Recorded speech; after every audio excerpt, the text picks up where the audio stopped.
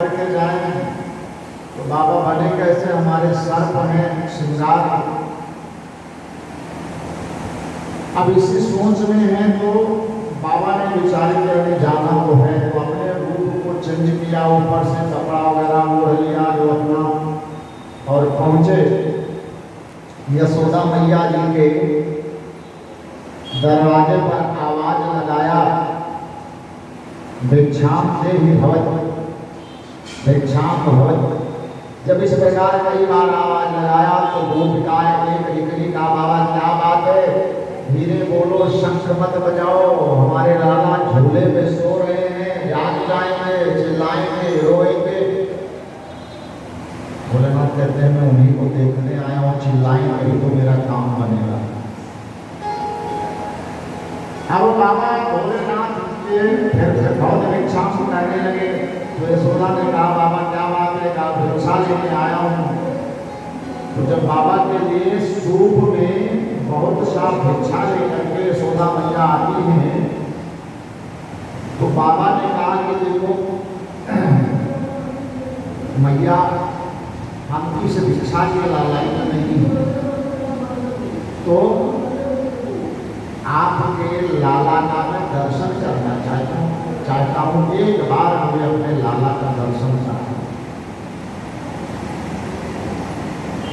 अब बाबा की बात सुन करके यशोदा मैया ने कहा, अरे बाबा, तब तक एक नाग जो है उनका वो कपड़े के नीचे से वो बाहर की तरफ से देखने लगा था। यशोदा मैया चीख मार करके पीछे, जाओ बाबा, तुमको देख करके मैं 80 साल की बुजुर्ग डर गई, और मेरा लाला इतना कोमल स्वभाव, इन सांपों को देख करके वो चीख पड़ेगा, रोएगा। भोलेनाथ मन में कहते हैं, मैया तुम्हें क्या मालूम, वो सांप पर ही सोता है, उसका सांप ही आसन है, सांप के ही बीच में रहता है। मैया ने कहा मैं किसी भी प्रकार से आपको अपने लाला का दर्शन नहीं कराऊंगा। बाबा ने कहा मैया तो एक बात सुन ले, ये योगी हट है, बिना मैं दर्शन करके जाऊंगा नहीं। और मैया यानी मैया का हट और बाबा का हट दोनों कंपटीशन में आ गए। बाबा जी जा करके यमुना के किनारे बैठे और भगवान का ध्यान करने लगे। बाबा हमारे भोलेनाथ कहने लगे, भोलेनाथ कहने लगे कि हे प्रभु, मैं आपके दर्शन के लिए आपके पास आया था, लेकिन कि मुझे आशया गया है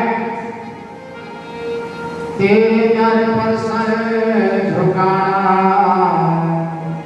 मुझे मिल गया पुजारी और मुझे मिल गया ठिकाना। का प्रभु मैं आपके दर पर आ गया हूँ और केवल इसीलिए आया हूँ कि कभी ना कभी आप मुझे दर्शन देंगे। तो प्रेमी की गत प्रेमी जाने। भगवान ने अंतःकरण की आवाज को सुना और मन ही मन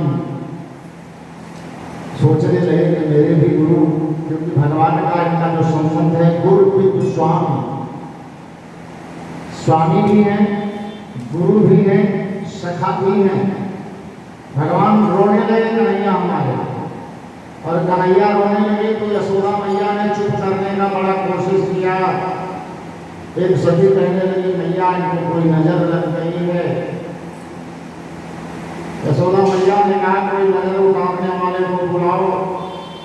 इधर उधर दौड़ करके सारी क्रियाओं को किया गया, लेकिन हमारे लल्ला जी रोने का कहीं चुप होने का नाम ही नहीं ले रहे हैं। तत्काल गोपिका ने कहा कि भैया ऐसा तो नहीं कि बाबा ने कोई जादू कर दिया, बाबा के पास चलो। यशोदा ने कहा जा करके बाबा को बुला करके लाओ। बाबा को बुलाने गई। गोपिका ने जा करके कहा कि बाबा आपको यशोदा मैया बुला रही हैं। अब बाबा तत्काल झोली उठाया, चलो मौका अच्छा, चलो ऐसा नौकात में मोल मन बदल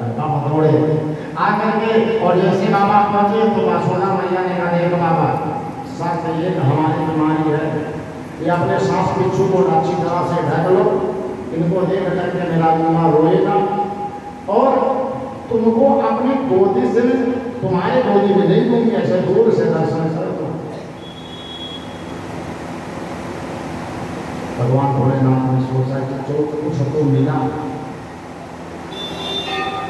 अब भगवान ने क्या लीला रची कि जब मैया यशोदा गोदी से ऐसे लाला को दिखाया भोलेनाथ को, और भगवान की दृष्टि और उनकी दृष्टि कैसे हमारे कन्हैया मुस्करा दिए, और जब रोना बंद हो गया, मुस्कराना बंद हो गया, तो मैया यशोदा ने कहा बाबा बड़े जादू करो। क्या इतनी देर से मेरा लल्ला रो रहा है, तुम्हारी नजर पड़ते ही इसका रोना खत्म। क्या मैया इतना ही नहीं, अगर ये मेरे गोदी में आ जाए तो इसके जीवन भर का रोना मैं अपने हाथ पर ले लूंगी।